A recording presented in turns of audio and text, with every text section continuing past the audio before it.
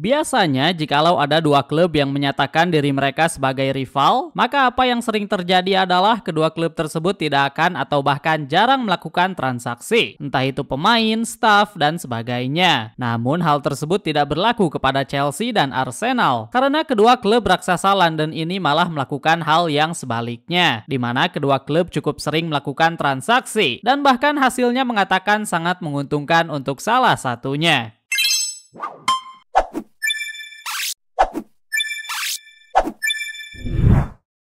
Chelsea dan Arsenal adalah dua klub yang bermarkas di satu kota yang sama, yakni London. Tidak heran jikalau keduanya memiliki rivalitas yang cukup tinggi. Ketika mereka bertemu, entah itu dalam pertandingan Premier League atau kompetisi lainnya, nuansa permainan antar kedua klub sangatlah panas. Dan begitupun dengan para fans kedua klub yang tidak mau kalah. Gengsi jikalau satu klub kalah melawan rivalnya, apalagi kalah dengan skor yang cukup telak. Namun, rivalitas antara Arsenal dan Chelsea sendiri bisa dibilang rivalitas yang tidak terlalu serius, mengingat jika kita melihat dari segi bisnis transfer, kedua klub ini cukup sering melakukannya, entah itu dari kasus Arsenal ke Chelsea dan begitupun sebaliknya. Melihat sejarah, ada cukup banyak pemain yang telah bermain untuk kedua klub ini. Jangan terlalu jauh dulu, tapi dari musim transfer 2025 yang saat ini masih berlangsung, Arsenal sudah membeli dua pemain dari Chelsea, yakni Kepa dan Noni Madueke, dua pemain dari satu musim transfer. Dan sebelumnya pada era Mikel Arteta sendiri, Arsenal sudah mendatangkan Kai Havertz dan Jorginho. Bahkan Arsenal juga ikut mendatangkan Raheem Sterling sebagai pinjaman pada musim kemarin.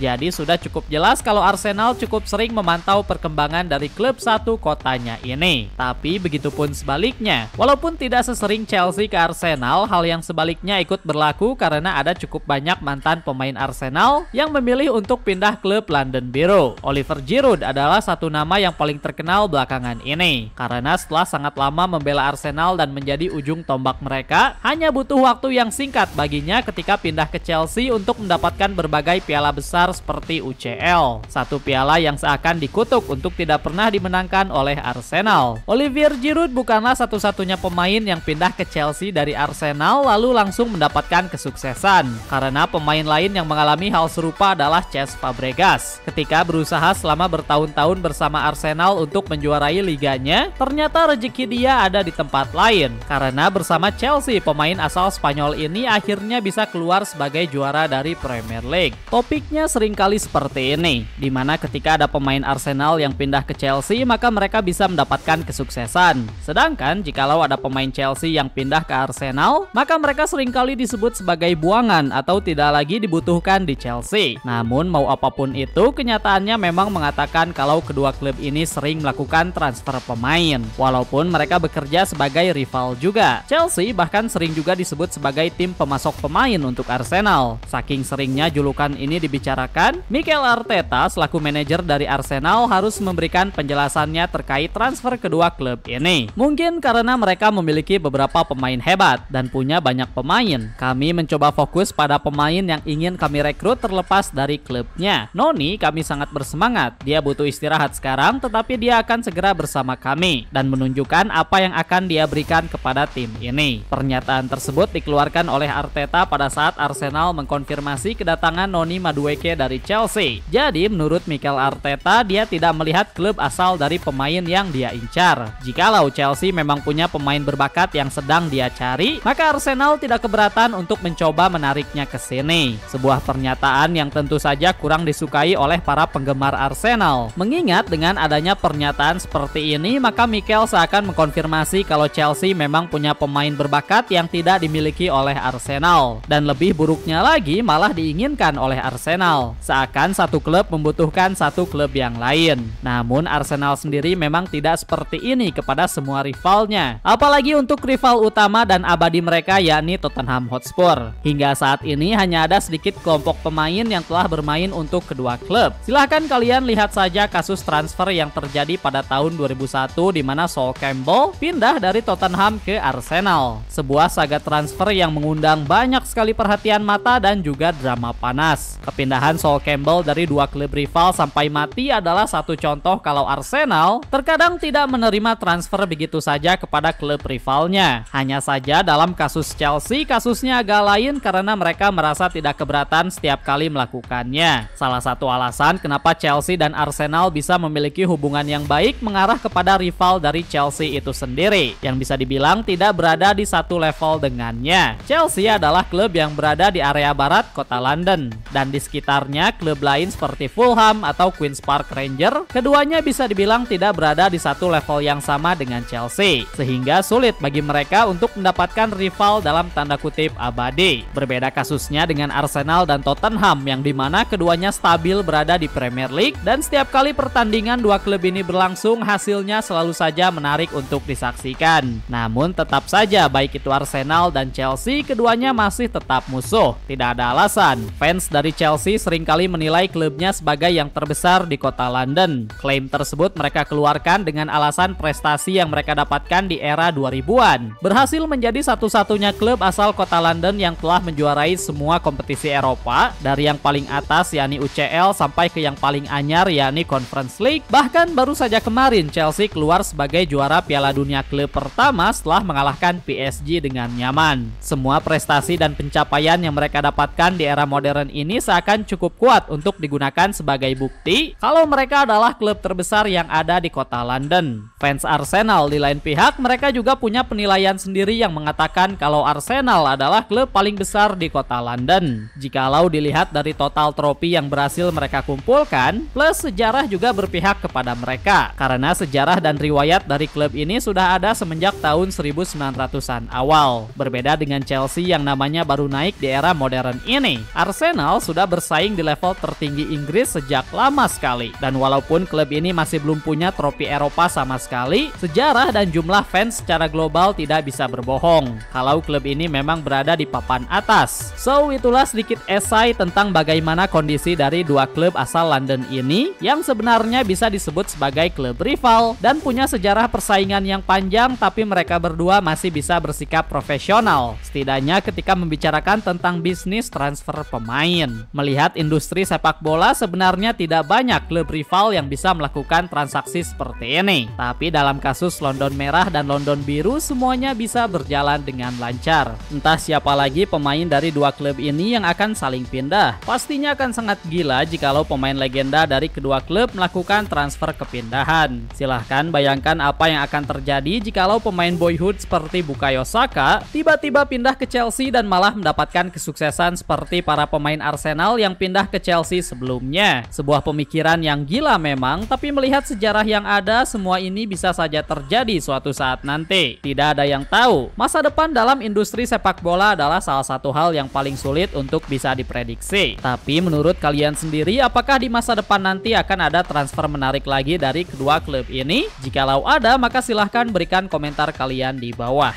Jika kalian suka dengan konten yang ada di channel ini, maka kita sarankan kalian untuk subscribe. Thanks for watching.